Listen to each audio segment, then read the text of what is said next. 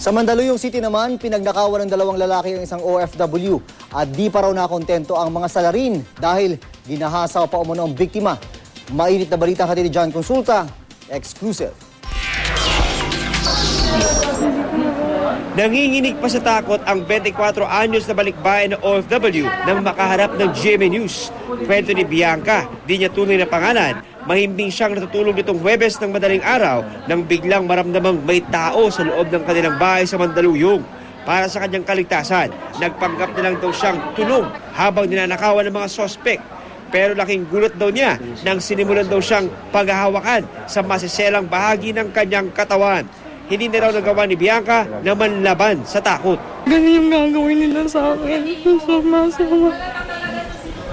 Magbayaran nila yung ginawa nila. Makulong sila.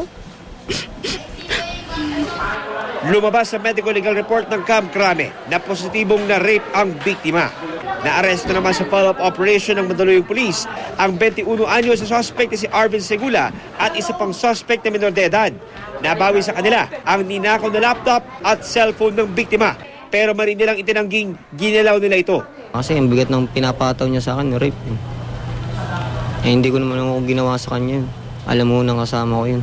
Ninakawan po siya, kinuha po yung mga gamit niya, ay sasampahan po namin ng rape with robbery po.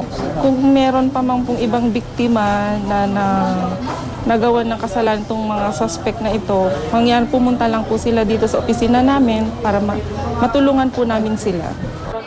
John Consulta, GMA News.